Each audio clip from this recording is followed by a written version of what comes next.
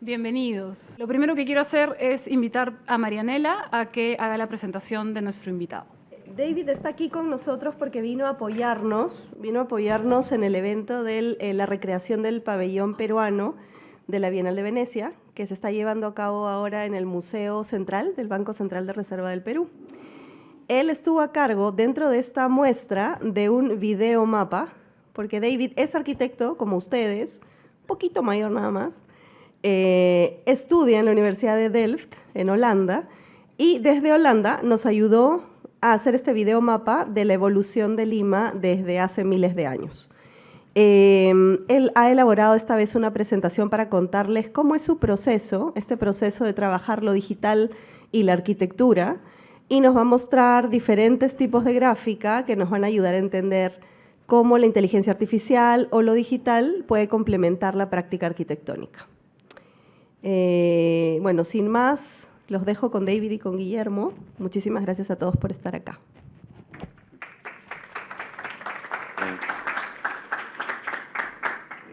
Thank you. I didn't understand any of that, but thank you very much. No entendí nada de lo que, no entendí nada de lo que dijo, pero gracias de todas maneras. Okay, so today I want to talk about systems of information aesthetics. Hoy les voy a hablar sobre sistemas estéticos de información, o es la estética de los sistemas de información para ser más claro. So before doing this lecture, I want to go through the contents and kind of describe my way I want to get my story across. Quiero antes de empezar mostrarles los contenidos y describirles mi manera de cómo les voy a contar lo que les voy a contar. So at first I want to kind of have this one main narrative that we're going to be talking about, which is the video mapper that I made for Marianela, which is why I'm here to start with. Primero está esta narrativa del biomapa que les había comentado a Marianela y para lo que he venido, ¿no? And then from that I have some journeys that I want to take outside of that to explain more my world that I engage with when I'm making this project, when I've been making this project. Y luego sacarlos un poco para mostrarles un poco el mundo que concibo a propósito de estos proyectos. And then finally I want to kind of end on maybe a way forward or a journey that goes a bit outside of architecture, but I felt was very interesting regarding installation design. Y finalmente llevarlos un poco al espacio fuera de la arquitectura, pero que yo creo que es muy importante sobre el diseño de instalaciones. So why I'm here was because I contributed to an exhibition at the museum, I think you mentioned it, regarding all the huacas in Lima. Estoy aquí como contribuyente a un proyecto, el que ha presentado y que les ha comentado Marianela, sobre la exhibición de las huacas para la Bienal, la antepenúltima Bienal. So the exhibition consisted of many things, but one of them was a giant map with all the georeference data on different huacas. Entre otras cosas, se creó un mapa gigante que referenciaba la data de las diferentes huacas de Lima. And this map was kind of constructed in such a way that it featured a giant loom of different wires connecting to the georeference data on one spot. Y el mapa fue pensado como una especie de entrelazamiento de cables o de hilos conectados entre el mapa y esta pieza de adelante. Which is great, but at the end of the day, once the exhibition had finished, this is not something one can put in his living room and take in. Que es genial, pero alguien se lo puede llevar a la sala de su casa y verlo allí. So there needed to be a product that would summarize all of this georeference data in a more comprehensible form, which in turn was my monitor in the corner of the exhibition. Por eso se necesitaba poner esta información en un formato más comprensible, que en este caso era mi trabajo y que estaba allí puesto en esa esquinita en el monitor en la sala. As a Dutch person, I like to brag with my humbleness. como holandés, me gusta ser como humilde. So, of course, are you all familiar with wakas? I see faces going like yes? You like wakas? You like me gusta wakas? I don't know, something like that. Yeah, of course, there's wakas of all different kinds, but the ones I'm most familiar with are pachacamac Las huacas que me son más familiares son Pachacamac and Huacapuyana, near the house I'm staying at in Miraflores. And I think both wakas are very different in character in the sense that the waka at Pachacamac is way outside of the center, so it's much more its own thing. And at Huacapuyana, it's much more integrated into the city. Ambas son distintas, por ejemplo, en el sentido de que la huaca de Pachacamac o el complejo de Pachacamac está muy alejada del centro, mientras la huaca puyana está más cerca. And so what kind of the question was for this exhibition as well, more largely speaking about these sites, was that how could they be integrated also in a contemporary context of Lima? And how can we start to understand this heritage in such a way that it can generate maybe new urban spaces that Lima needs right now?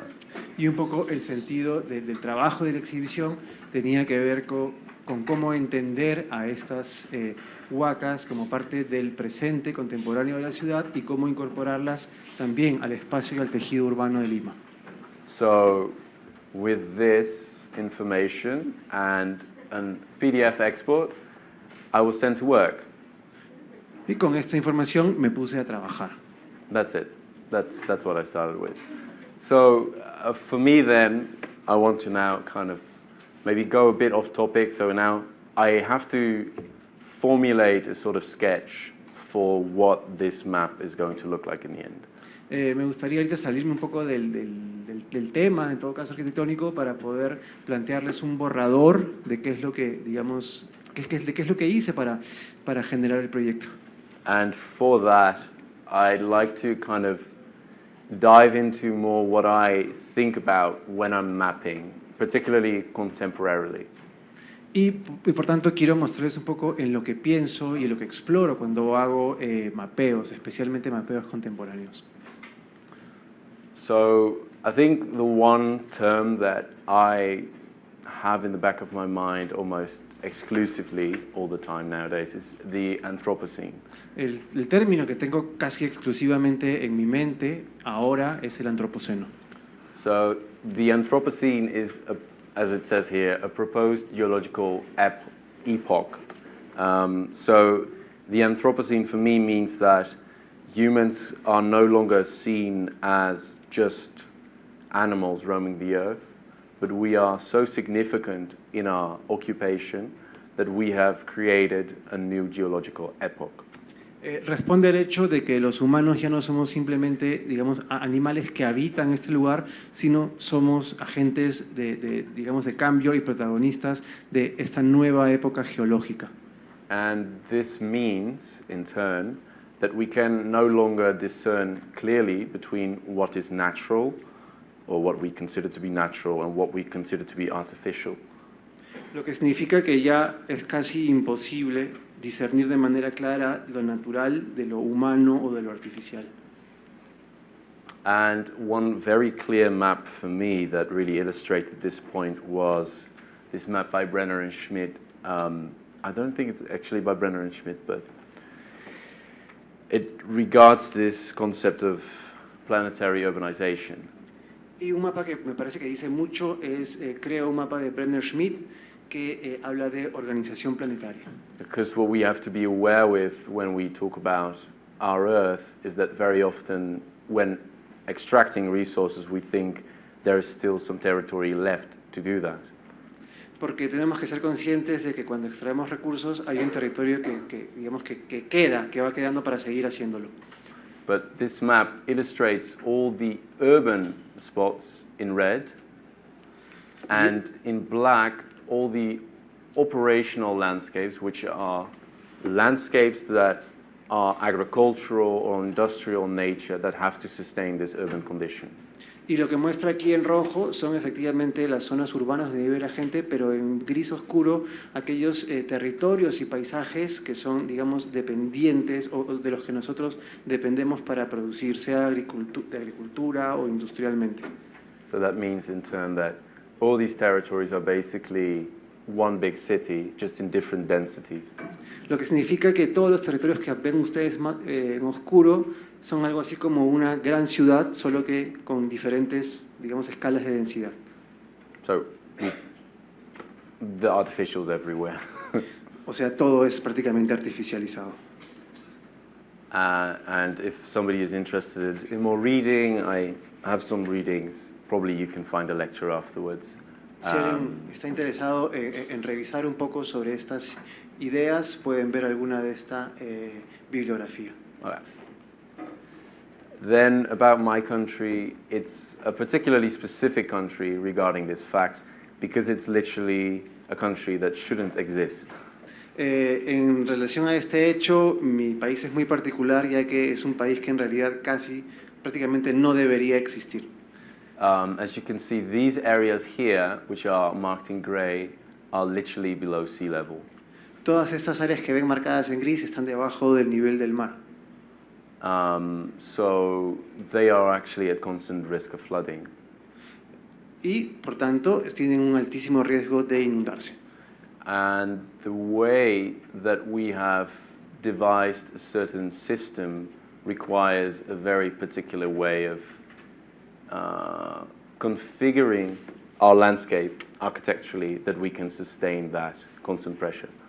Esa constante, digamos, presión nos lleva a una manera muy particular de enfrentarnos al paisaje. So therefore, you could call these territorial infrastructures.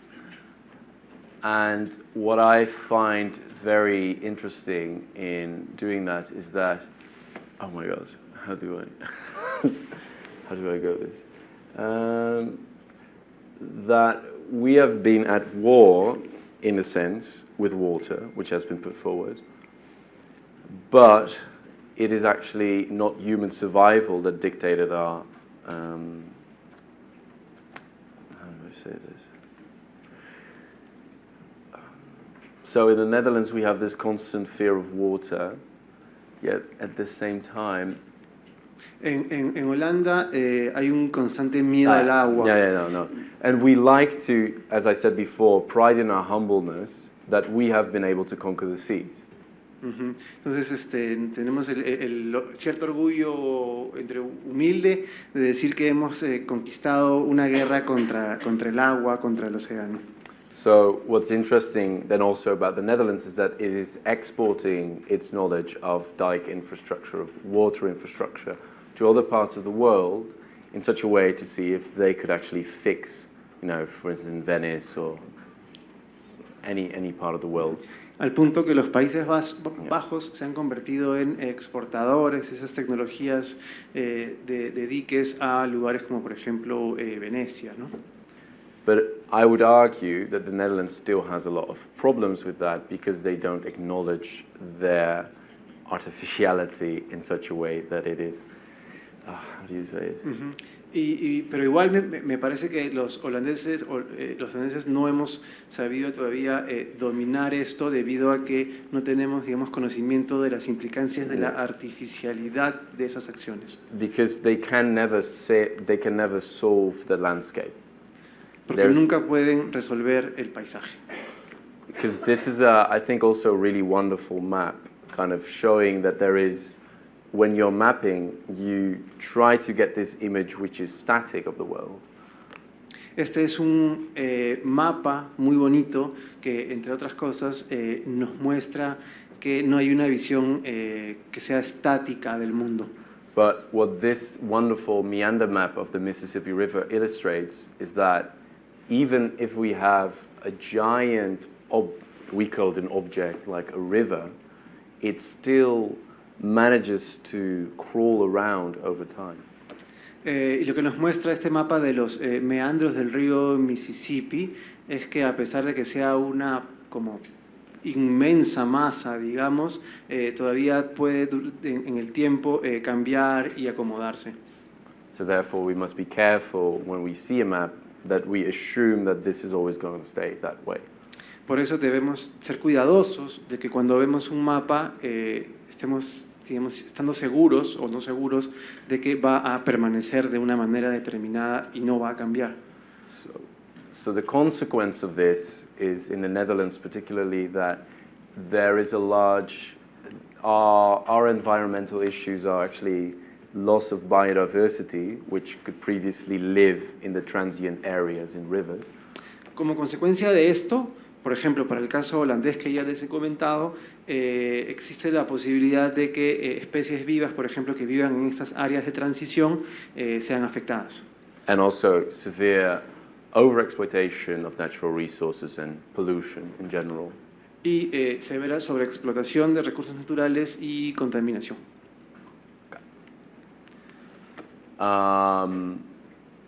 Yeah, I will not go into this for now.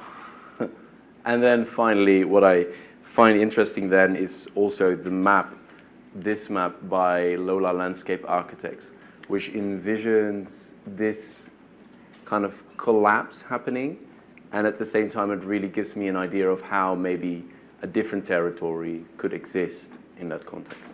Okay, y este mapa de Lola Landscape, creo que es el nombre, a propósito de que por un lado, digamos, se muestra el colapso de algo, pero por otro lado la posibilidad de que algo nuevo aparece. With cities kind of being still conserved at these oceanic waters that have pervaded our land. Con las ciudades, digamos, envueltas en esas aguas del océano. Yeah. And what I think that one of the most interesting architects, or like what I think is a very interesting style to that really embodies this artificial and mapping at the same time, so these artificial landscapes, is James Corner, who is a landscape architect from the US. En arquitectura está James Corner, que es un arquitecto paisajista norteamericano, que me interesa mucho porque explora, digamos, esta relación que hay entre el mapeo y la arquitectura de los territorios. So with his book, Taking Measurements Across the American Landscape, he really tried to make these more collage types maps which engage also with like this type of planning that's very prevalent in, for instance, the US, where squares and grids are put on top of a giant landscape and which kind of make this new artificial ground. Genera estos tipos de collage que, digamos, están muy relacionados al tipo de ciudades norteamericanas, esas ciudades en mallas ortogonales en el suelo, ¿no? Right. And then I think one studio that at the TU Delft also utilizes this method a lot is actually some of my friends who made this map. This is Borders and Territories, which is a master chair at TU Delft. En Delft también está este curso de bordes y territorios de amigos míos que también trabajan con las posibilidades de los mapas.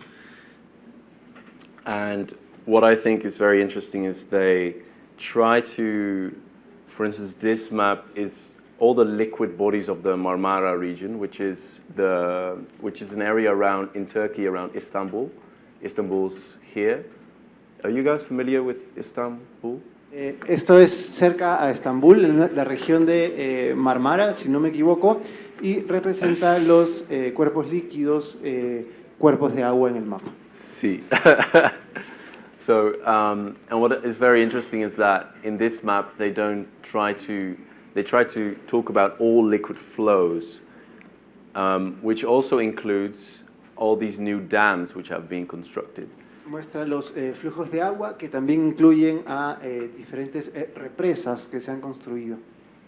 And this kind of creates really interesting perspective or like overall view of all these waters interacting with each other.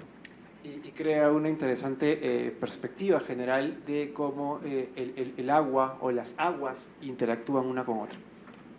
And secondly, this is another really interesting map which concerns the fault lines, which is where earthquakes can occur surrounding the area of Istanbul.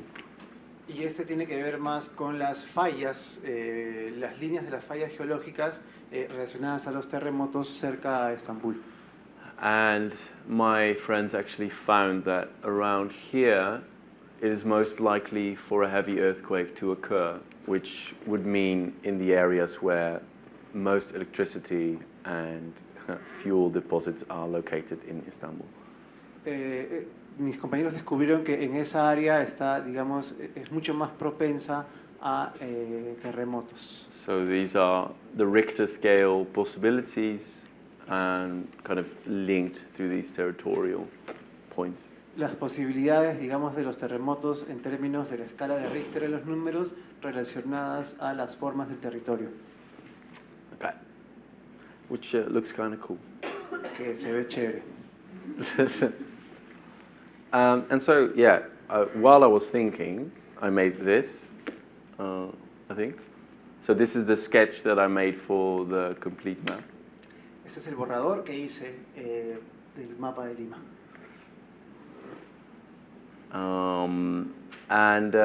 Yeah, it was just by taking the PDF and importing it into Illustrator and just coloring everything. Solo cogiendo el PDF y trabajándolo y coloreándolo en, por ejemplo, Illustrator. So I thought I was pretty much done there. Pensé que, bueno, ahí estaba hecho. Which, of course, I wasn't. Que obviamente no. This is what I got, which is always a bit headache-inducing once you get GIS data sets. Esto es lo que obtuve, ¿no? Lo que recibí, lo que también significa en términos de punto de vista de los sets de datos de GIS, de SIG, un dolor de cabeza. Have any of you ever worked with GIS systems? ¿Alguno de ustedes ha trabajado con sistemas de información geográfica? Okay, interesting. So, not that many people. What it basically corresponds to is that every entry, yeah, you can say, every entry in this list is one point on a map, and it contains certain properties. So this one point on the map has these coordinates, then it has this height, it's located in something, and then there's all these other parameters which are also allocated to it. Cada entrada, cada línea en este cuadro representa un punto que corresponde a unas coordenadas, a una altura y a una serie de parámetros que luego van a verse en un mapa. Sí. And so what I needed to do is separate all this data depending on different eras of time. Necesitaba separar y desagregar toda esta data en relación a diferentes épocas y tiempos. Which, in the end, after a lot of headaches, ended up being this. Lo que al final, después de muchos dolores de cabeza, se terminó convirtiendo en lo que están viendo. Is that so? And that means projecting this into, like, okay, sure, they're not GIS experts. I don't think they're that into it. It's fine. So, with this, I could finally start crafting and drawing. Con esto pude empezar como a generar cosas, a construir. So after that, but I wasn't done. So what happened after this is I created a map, and then my friend Javier said to me, well, could you also add all the channels and the roads? Pero aún no estaba listo, ¿no? Una vez que hice este mapa, mi amigo me dijo si podía añadir todos los canales y todos los caminos. Annoyingly, I said yes. Dije un poco fastidiado que sí. And yeah, I got these files. Y recibí estos archivos, which were a bit of a pain to trace because they are all very old, not geo-referenced, and require a lot of interpretation. que fue como complicado trabajar porque eran muy antiguos, poco precisos y que implicaban demasiada como interpretación de mi parte. So after a lot of stitching, screaming, trying to get everything sorted, a lot of pain, broken keyboards, I ended up with these two things. Actually, this one is just of the Incas. It has some other thing as well, but I didn't include that because Javier sent that over Google Maps images. Entonces, después de mucho sufrimiento, llegué a este dibujo que tenía que ver con los incas, pero no fue el final porque Javier me envió imágenes de Google Maps. Okay, so now we have all the parts. Oh, wait, before we have all the parts, there is a fun thing, but let's put all the parts together. No, it's later in the presentation, I'm sorry. So I'm just going to put that on hold. So I have all the parts now ready. I can kind of start putting them together in a moment. Con todas las partes puedo ahora empezar a juntarlas. But before I want to show that, I want to show some other interesting GIS tools that in the Netherlands have done something similar before. Pero antes quiero mostrarles algunas otras herramientas que en Holanda, en los Países Bajos, ya se han utilizado. So I think the first map that's really interesting is this Topo Tijdreis. Oh my God, saying this in Dutch sounds so Este es el funny. primer mapa que es interesante. It is basically, it is from the Dutch government, and it contains all the maps that have been made from 1815 to 2022 of the entire country, but they're overlaid in such a way that once you start zooming in, you get all the maps stitched together. And actually, this is my hometown of Rotterdam, where I'm from. And once you start going back, you know, you see. Esta es una herramienta del gobierno que junta todos los mapas entre 1815, me parece, y el año 2022, y se pueden ver de manera simultánea. And I think particularly, you know, once you go from around this era, this was empty. Now, if you go to like the 1980s, we see some colonization, and then slowly this gets completely filled in. So you see this sort of exponential urban densification in such an easy way. Y uno puede entender, digamos, las lógicas del crecimiento y la densificación urbana exponencial dadas en el tiempo de una manera muy sencilla. Yeah, so now it's about this. Y ahora es como se ve. Okay. So another great website which kind of ties into that, which I found very aesthetically pleasing, is this one, which contains all the built environment of the Netherlands sorted by color.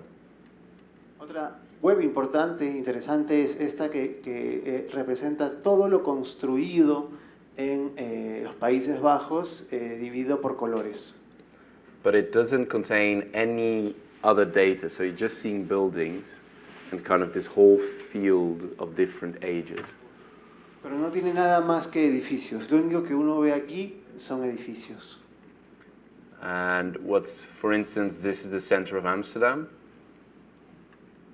You can clearly see that the center itself is very old, but has a lot of contemporary new developments, very sporadically happening in the middle, whereas on the side, this becomes much more like a sort of field spreading out, because these things are, you know, giant constructions that have taken place recently.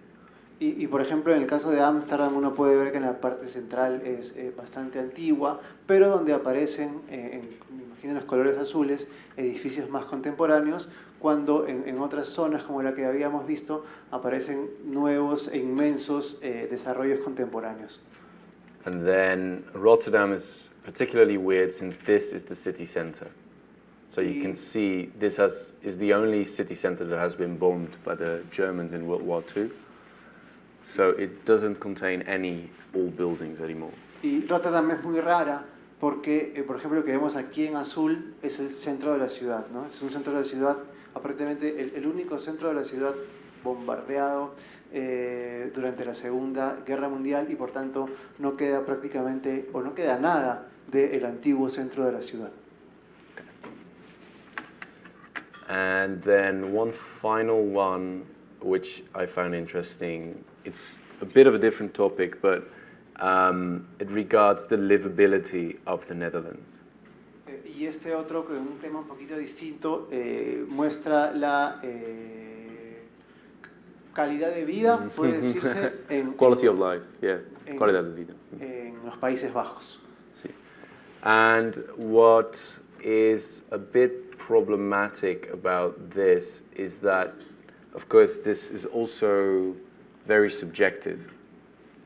Algo que es problemático es que esto también resulta muy subjetivo. Because, for instance, parameters that have been used to deduce the quality of life have in the past been scrutinized for being racist. Porque, por ejemplo, algunos parámetros que han sido utilizados para deducir datos de calidad de vida en el pasado han sido también considerados racistas. Literally taking into account people's cultural backgrounds and stuff as parameters of being of a high quality or a low quality of life. Como por ejemplo el trasfondo cultural de las personas o su cultura para asignarles mayor o menor calidad de vida. Yet this Life Barometer tool has been used many times in political debates and also in policy making to justify redevelopment and considerable housing projects. Estas herramientas de barómetro han sido utilizadas por hacedores de política de manera muy intensa para tomar decisiones a propósito de desarrollos y proyectos urbanos. So what I want to say with that is that GIS data is never neutral, and it requires a certain system of aesthetics or a system of desire to, be formulated, and therefore this data is created. Y lo que quiero decir aquí es que es importante es que los sistemas de información geográfica no son del todo objetivos, se prestan a la subjetividad y tienen que ser trabajados, tienen que ser procesados y tienen que ser diseñados en cierto sentido. Okay. So now back to Rotterdam. De vuelta a Rotterdam. So before making the map for Lima, I actually made this map for another course of Rotterdam, which contains sort of the same idea. So it also had a timeline and also this center, which is completely newly built. Antes de hacer el mapa de Lima, trabajé para un curso este mapa de Rotterdam, que tiene, digamos, componentes similares, como por ejemplo la línea de tiempo y la aproximación a los colores de las épocas. And we also have a debate which regards a larger architectural debate around public spaces in Rotterdam, which is highly contested, and it is really all about redevelopment of existing areas. Y tenemos un importante debate en Rotterdam que es muy intenso a propósito de los espacios públicos y del desarrollo o la transformación, la renovación de las zonas existentes en la ciudad. So I worked on this publication, which was about two different areas in Rotterdam. One is the Schiebblok, which is an area with an old building that features artist studios and clubs, and another area which is has recently been demolished, which was a giant square, which was predominantly used by urban so skateboarders, skaters and stuff like that. Trabajé en esta publicación que se enfocó en dos zonas de la ciudad. La primera es esta Ski Block, que es una zona de lugares de talleres de artistas, por un lado, y por otro lado este Museum Park, que era una gran plaza utilizada por deportistas como por ejemplo skaters. So a friend of mine, Kim Butter, got a grant with which she wanted to organize some workshops in which people could envision their views of how these sites needed to be redeveloped instead of municipal planning. Y se plantearon una serie como de talleres con las personas para poder ver cómo ellos imaginaban esa renovación, ese desarrollo, en lugar de simplemente un planeamiento desde la municipalidad. Since many times these plans were actually already pretty much rounded up in their ambitions before even taking the public into account. And the only moment the public was taken into account was afterwards to ask for consent. Tomando en cuenta que muchas veces estos planes ya están definidos antes incluso de llamar a la población, y al final del día se llama a la población solamente para recibir su aceptación, su consentimiento y nada más. So that meant you have no choice but to like this. Fine, no worries. So the first one was the museum park, which, as you can see here, was lively visited, and in the end the municipality made these horrible renders of it, which I on purpose didn't make very large. Está primero Museum Park, ¿no? Que se ve en la foto cómo lo usan los deportistas. Yeah, that's true. Abajo en chiquito se ve unos renders horrorosos que hizo la municipalidad, y yo a propósito los he puesto así pequeñitos. Because they literally put a giant, you see this, right? They literally put a giant grass field in the middle of a skating area, like. Pusieron And then they told us, oh, it's always so empty. Nobody uses it. It's like, pusieron un enorme parche de jardín en medio de un territorio de skateboarders, de skaters, y se sorprendieron de decir, pero está siempre vacío. So in the end, with an urban designer, Mike van Staten, and me, we revisualized this park to actually feature a giant skating sort of pit where skateboards, if skaters would fall, it wouldn't roll over the square and people could still safely walk around.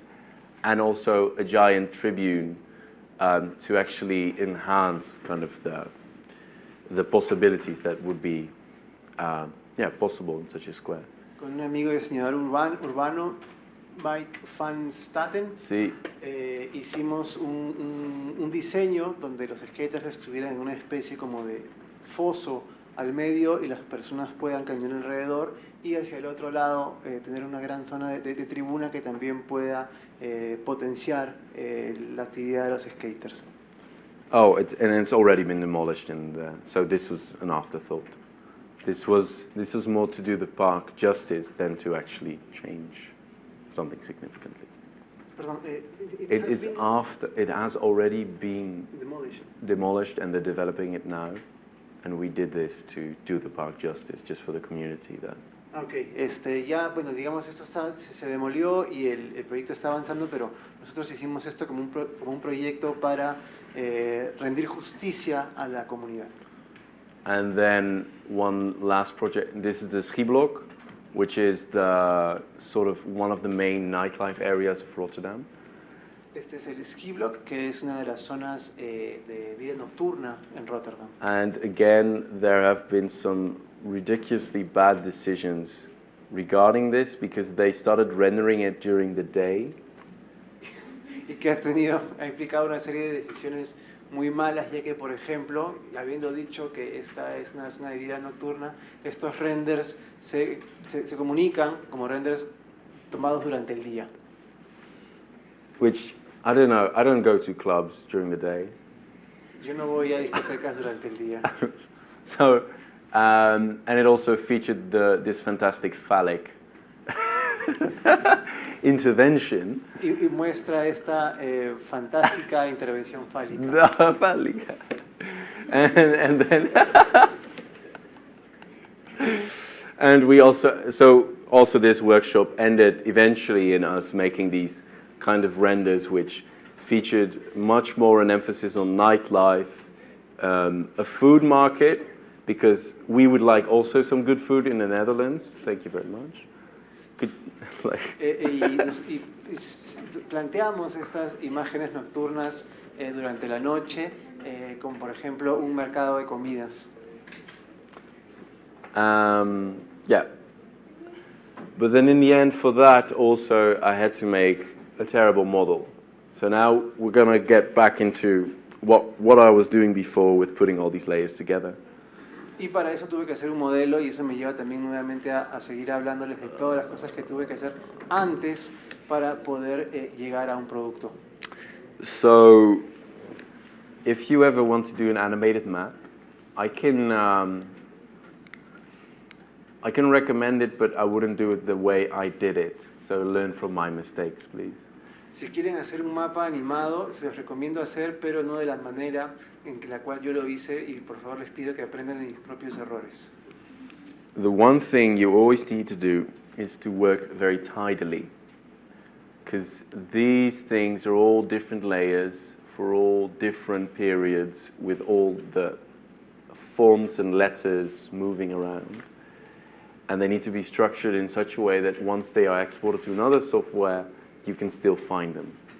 Tienen que trabajar de manera muy limpia, ordenada, impecable, porque una vez que les toque hacer esta como exportación de esa enorme cantidad de bases de datos a otro programa, los van a tener que encontrar. Sí. And what is also, I would really stress the importance of making a sketch beforehand, because then you can kind of start doing this afterwards.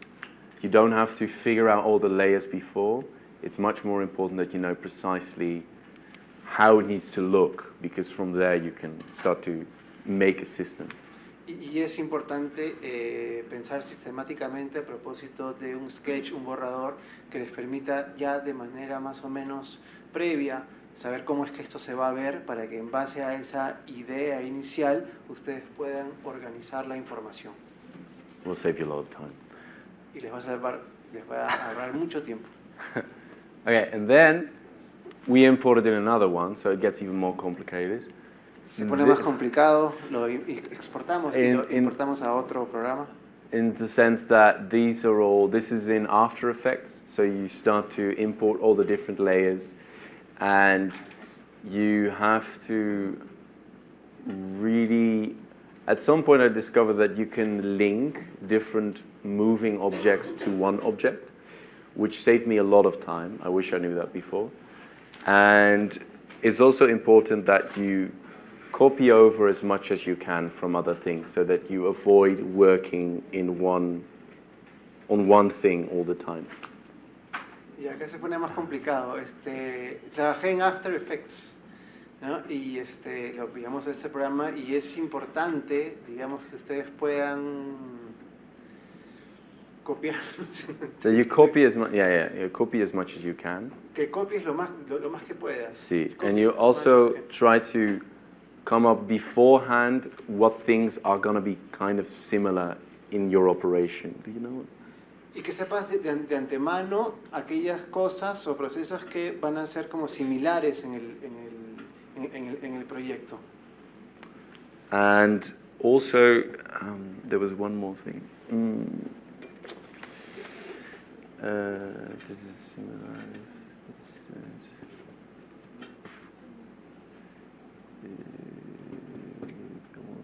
Oh my gosh, it's at the tip of my tongue. Just go. No, yeah, I forgot it, but it was a really useful tip. Okay, so now, the final result. Ahora el you resultado have to put final. it. Okay, wonderful. So this is eventually the result and the video map that I made for the exhibition, which is now live at the Mutsen, which is free, come by. If you have money for the Uber and time in your life. La exhibición es gratis, por si tienen para el Uber y tiempo, vayan a verla. Because the traffic there is absolutely horrible. El tráfico es horrible. And en el Museo del Banco Central de Reserva, en el centro de Lima. Centro de Lima. See, but you have to skip it because it has all this intro which we don't want to show. It has all the boring text. No, further. Let me do it. A poquito. It's okay? Yeah, let's watch it, you know. Dramático. You also click on the whole thing, no? There. Okay, Oh. it's running. No, click on the full screen. Click on full screen. See, there's this. No, left, there. You know more than me. Oh, I think you just let it be. no. Okay, also put it a bit softer.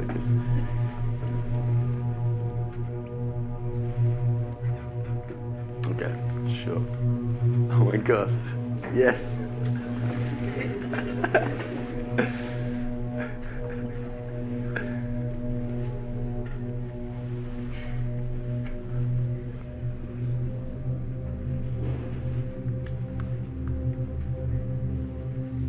See. So of course, Three Rivers, you're all familiar. These are some of the oldest finds, and they're not really in Lima, actually.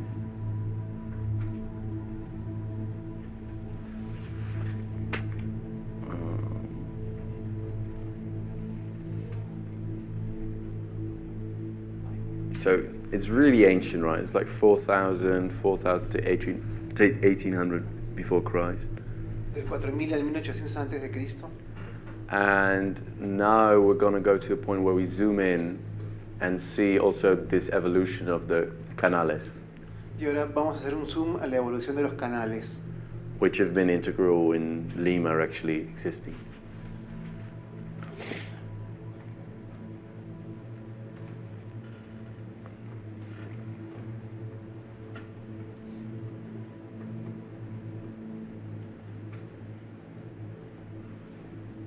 This was a really, this was a pain. Yes. It's a pain Fue doloroso to get the canales right, you know. saber bien lo de los canales. Then we have this Wari period, which actually in Lima they reused almost everything. They didn't build anything. Digo, llegaron los waris que básicamente reutilizaron todo y no Except construyeron muchas cosas nuevas. Except for the Huatica channel, I think. Excepto por el Huatica. And this is the largest find. This is the period which is most common. Y ese es el periodo más común.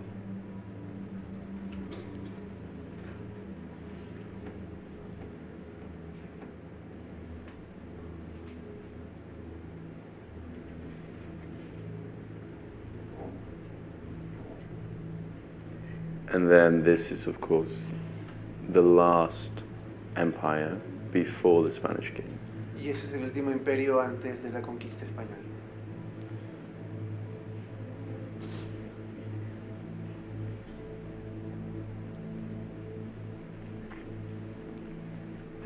And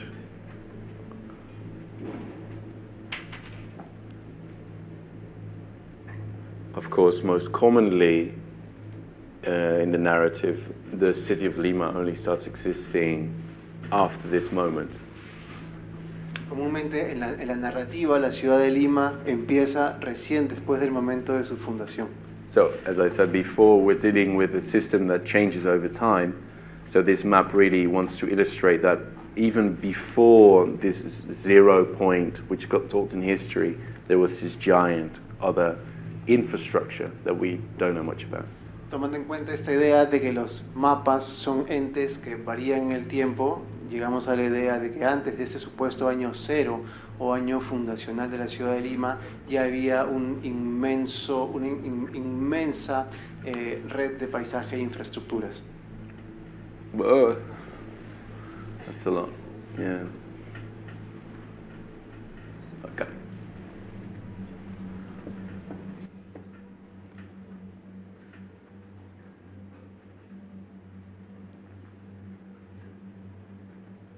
Hey, is that me?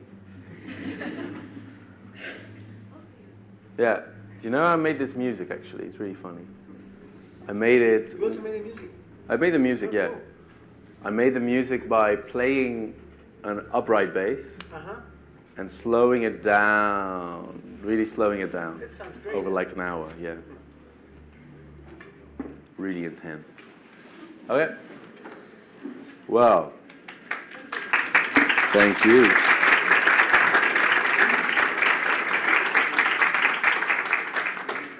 That's more attention than that monitor is ever going to get. Bueno, David, gracias. Es más atención de la que muchas gracias, David, por la No, it will presentación. keep. It will. No, it hasn't ended. Okay. Because I have some criticisms. I heard you put this and No. you were fine. There's something else. Okay. That's why I have this weird keyboard setup.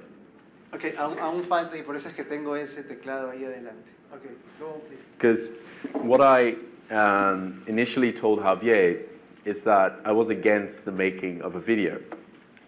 Lo que le dije a Javier Lizarzaburu es que inicialmente le dije es que estaba en contra de hacer un video.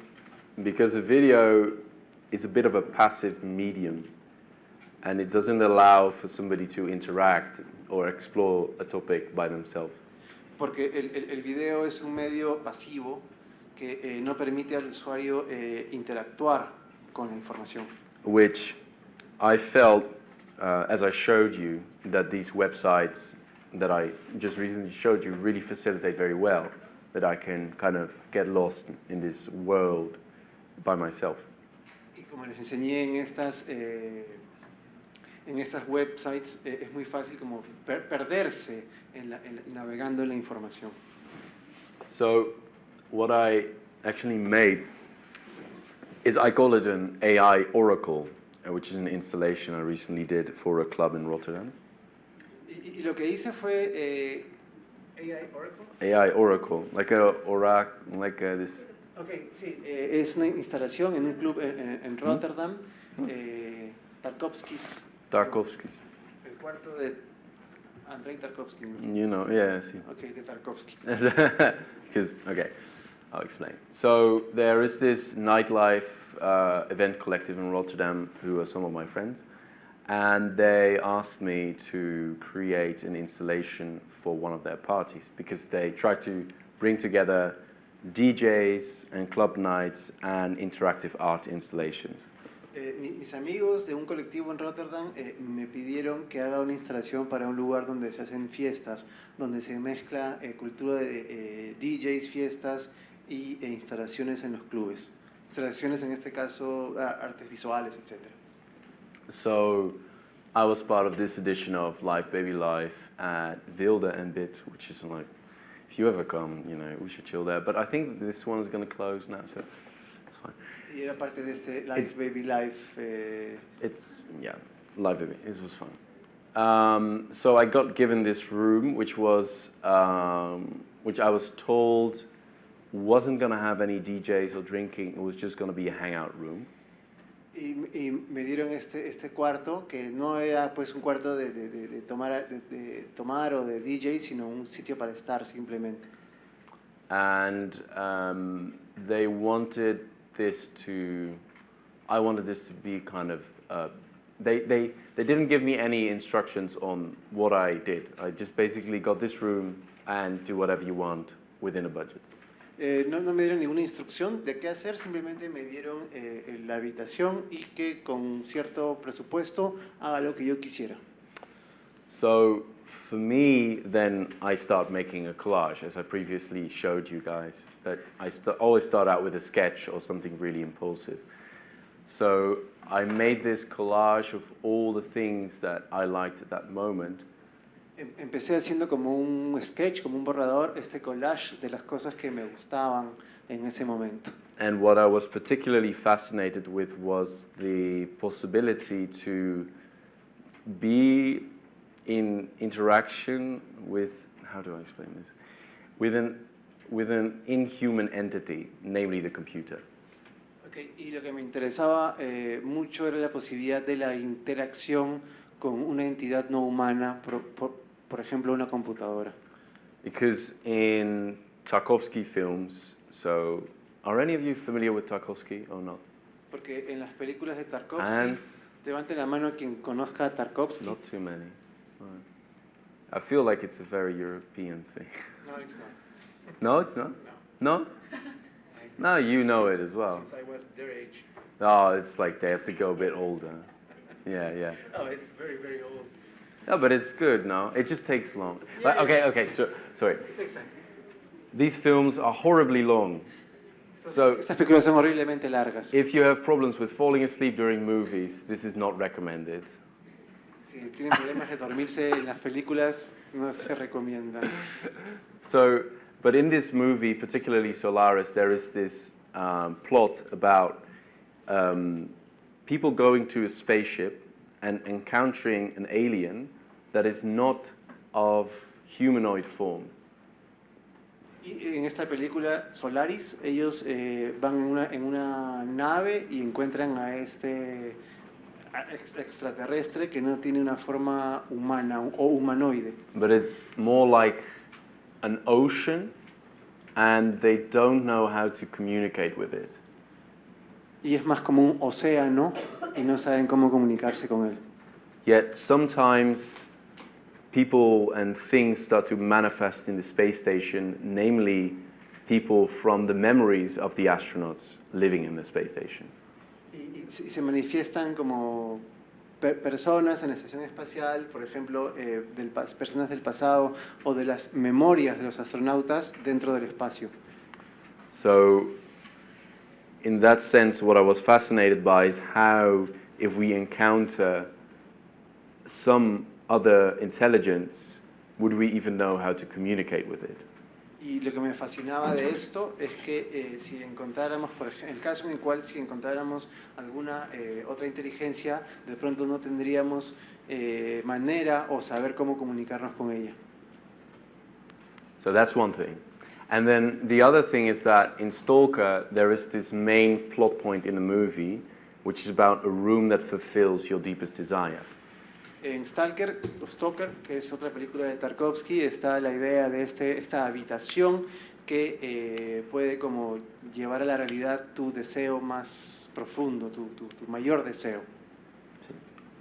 And for me, it became very much about a computer for us does these things as well. A computer can fulfill our desires nowadays because we're just looking at images that give us some type of entertainment that we want now, and they also maybe it communicates in a different way than we're used to.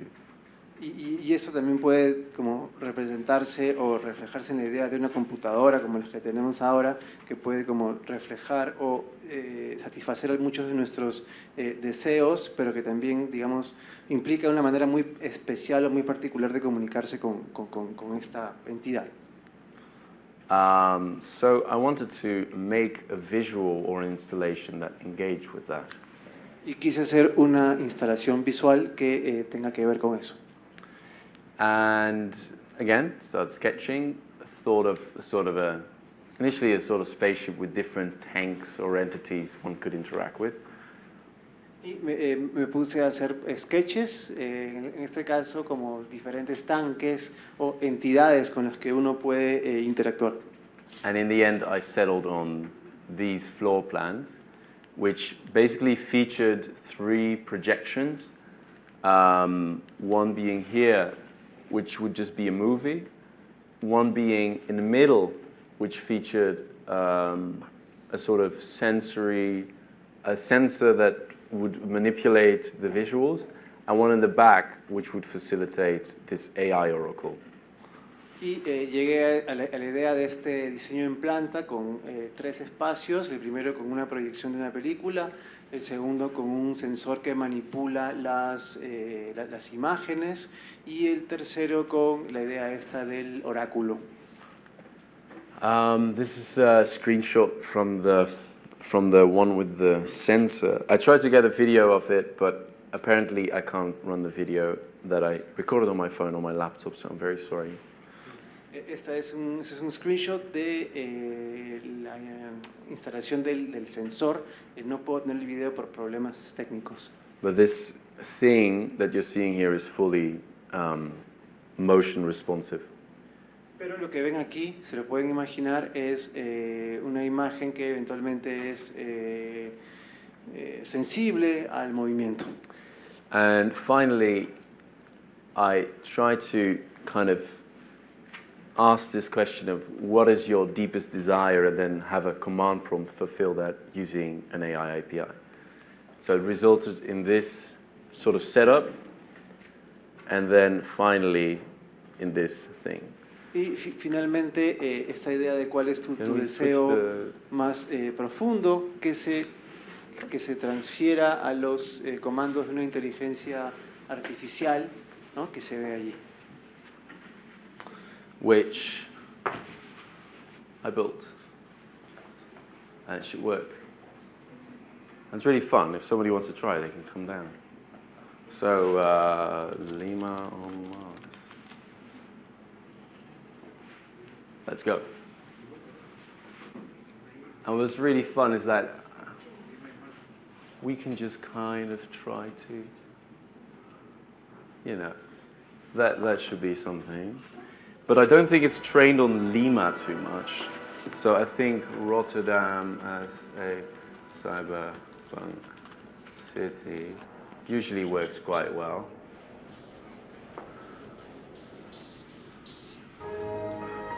And it has these window sounds, which make it a bit more devious. But okay, that's interesting, can we have Inca computers? That would be kind of interesting, isn't it? It just makes the sounds when it wants them to. It has a mind of its own.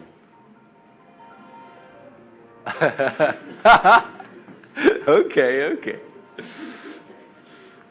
Inca atom. Let's be let's do an Oppenheimer thing. Atom bomb.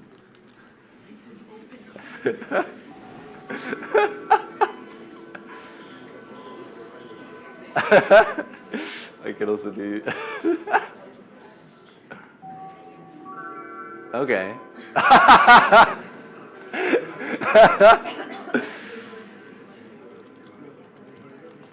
Okay, let's do Oppenheimer, but happy.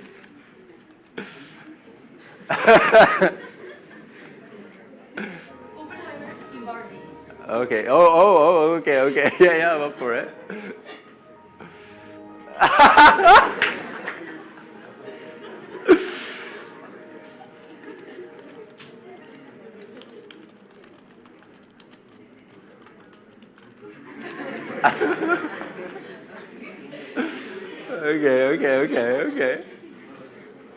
Okay.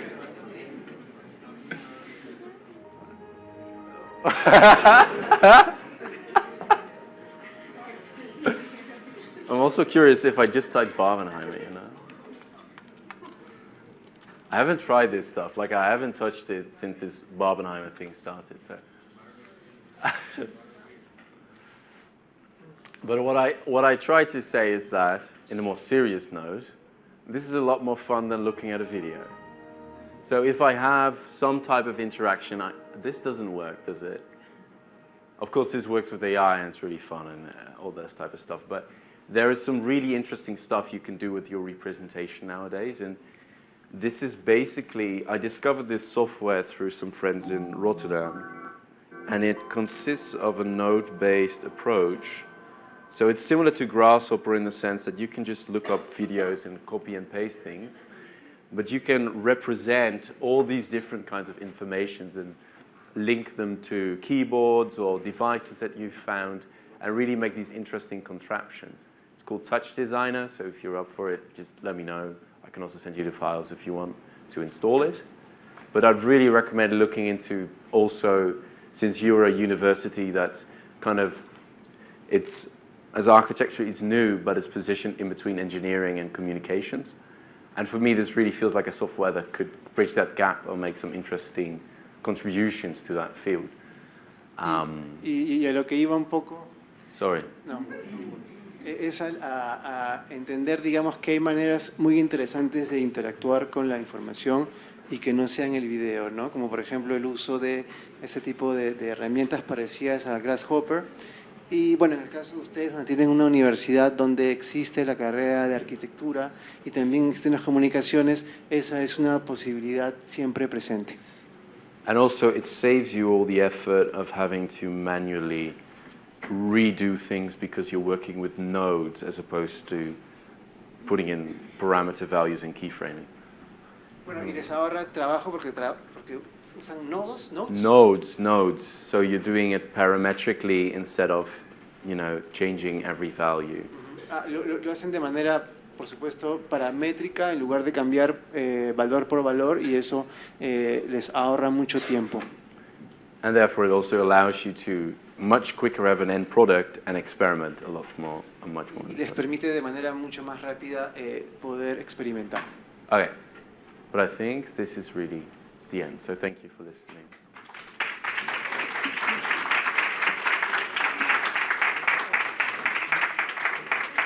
Sí, gracias David por la presentación. Tenemos de pronto un poco de tiempo, algunos minutos para poder recibir preguntas, chicos. No sé si alguien tenga alguna pregunta o algo que decirle a David de parte.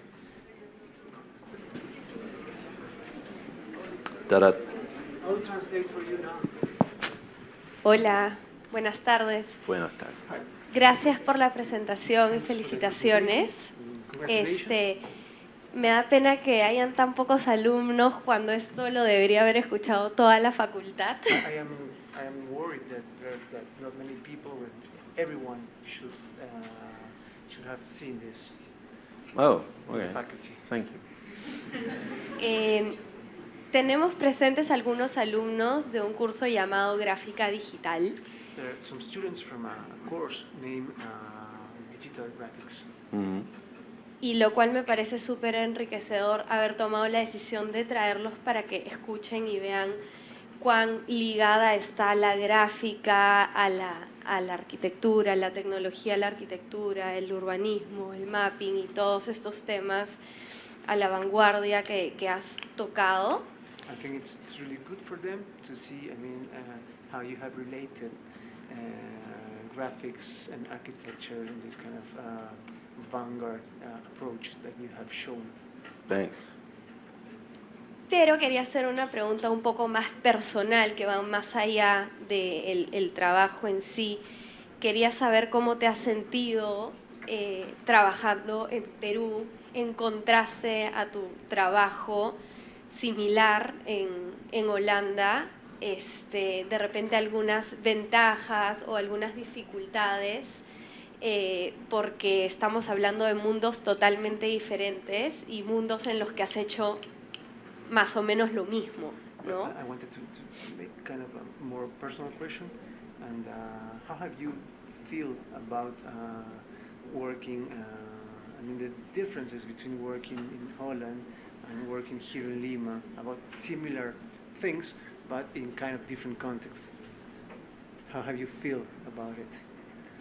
If it I find that difficult to answer because I only started working professionally for a year now.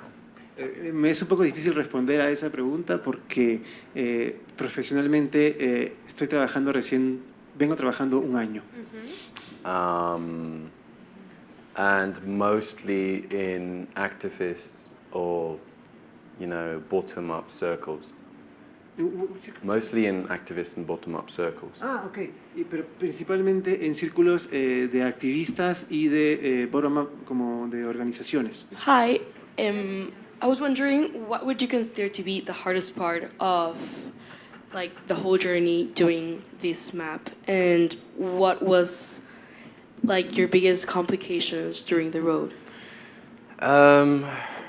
It has to do, I think the most complications I've had were trying to, like whenever I do work like this, what you try to find is kind of have a system where if somebody alters or gives you new data, that you just load it in and reload the links and then you're done. And it was very often that didn't work. So I was passing files around, and then you actually always have this giant amount of files that you link to, which is useful, but at the same time, you just have to be very aware that you cannot always open it on every computer, everywhere. So just be careful with your file organization, and also always try to find methods. As I said, that at some point, one of the worst moments was that Javier sent me a list of entries, and almost half of them were without dates. And later on, I had to get another, one of these giant Excel sheets and make them work. And usually they never work. That's what you get in the GIS things a lot, is that you think, okay, theoretically, there should be, these systems should, fit together, but they always never do. So you really have to find ways while you're working to stitch that up. So of the work, did you rely on GIS? Was it Lie. I wouldn't say lie. No, like rely. Rely. Yeah. Okay, that's different. No, rely on GIS. I try to avoid it, to be quite honest, because it's just headache-inducing and it's not for me. I have other things to do than to sit behind GIS and be a technician. I'm not a technician, so I try to use it as much as it suits me. And that's why I emphasize using a sketch very early on, is because then you notice when you get lost in the technical woods. Because you have to have an intention before you go to such a software. And of course you can explore and get inspired, but if you don't have a clear idea of what you need to do, you're going to get lost in that forest. So would you say that you also go to like physical information like books or topographies? Well, at this point, I was also doing this project just on the side for some money, so I didn't really have the space to really delve deep into it. Okay. It was for me more a technical thing, and then at some point the occasion arose that I could get plane tickets to Lima. So then it became something else, but before that it was just a map I needed to produce. So thank you, and congratulations. Thanks. Una pregunta. Se dice que de las experiencias se aprende bastante. ¿Qué es algo que rescatarías como algo que hayas aprendido? Que dices, wow, pude aprender mucho de esto. From your own experiences, when they say like you learn from experience, what would you say is like your main learning from this experience? Your main lesson about the whole process? Well, that's the whole presentation. That sounds a bit stupid, but of course, there is things I have learned. Hay cosas que he aprendido. It's just so much. I think what I've learned is to, in the future, never make an animation again. En el futuro no voy a volver a hacer una animación. Yeah, that's what I've learned, and to just ditch that whole thing. I think that I've learned that, yeah. And to find other ways of making, because there are other ways which are way more productive than that, at least for what I like to do. Y encontrar modos nuevos y más productivos de hacer las cosas que uno hace. and also that I think are much more worthwhile investing in, because animation is a craft on its own, and it's not something that I feel I have the time and energy for to do. La animación es un arte en sí mismo y no tengo ni el tiempo en ese momento ni la energía de hacerlo. So, yeah, I think that's one of the main lessons. There's other ones as well, but yeah. You're welcome. Yo quería hacer un comentario, más que una pregunta, David. Voy a hablar en español para que, y después Guillermo Sure. traduzca. En realidad, este trabajo empieza porque nosotros, como equipo curatorial, teníamos información de diferentes fuentes. Entonces, teníamos la información del Plan Metropolitano de Lima el 2014, por ejemplo. Entonces, habían muchos planos que tenían georreferenciación, es decir, tenían un punto en un lugar específico, y se sabía exactamente dónde estaban estos lugares en la Lima contemporánea. Pero necesitábamos poder mostrar cómo es que ha ido cambiando el territorio. Entonces, el trabajo de David en ese momento tenía que cumplir un objetivo, que era que todos los que fuéramos a la exhibición en el Museo Central, en el centro de Lima, pudiéramos ver cómo es que diferentes sociedades han ocupado este territorio para construir la Lima que somos ahora. Por eso es que finalmente el video aparece como una alternativa para ver el paso del tiempo.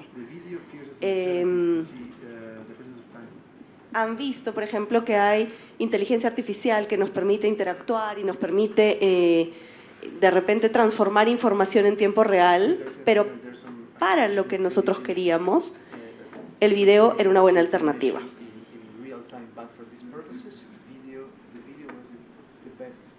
Yeah, I think you also have to deal with the client.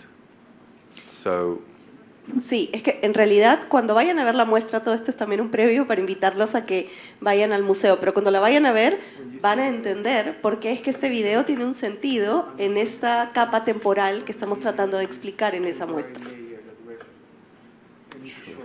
sure, yeah, I agree.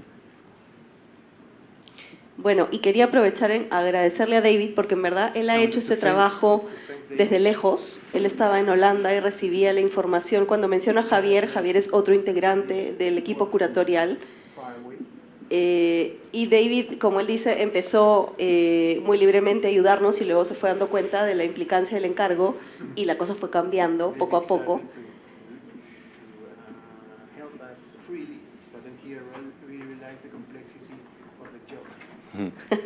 Sure. And now he's here, así que finalmente llegó aquí y creo que una de las cosas que ha sucedido es que ha podido conocer un país y una ciudad que, bueno, me aventuro a decir que no se imaginaba, de la mano de algunas estudiantes de la universidad como Ale, que junto a otras chicas han estado guiándolo por Lima, ayudándolo a conocer todos esos puntitos o esos lugares que él vio en el mapa.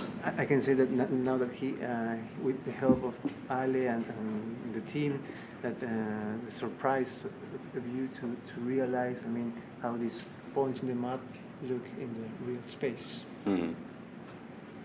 Así que nada, I wanted to thank you, David, publicly. Gracias. Muchas gracias por todo el trabajo que has hecho y un gusto conocerte. Gracias también, chicos, por estar acá.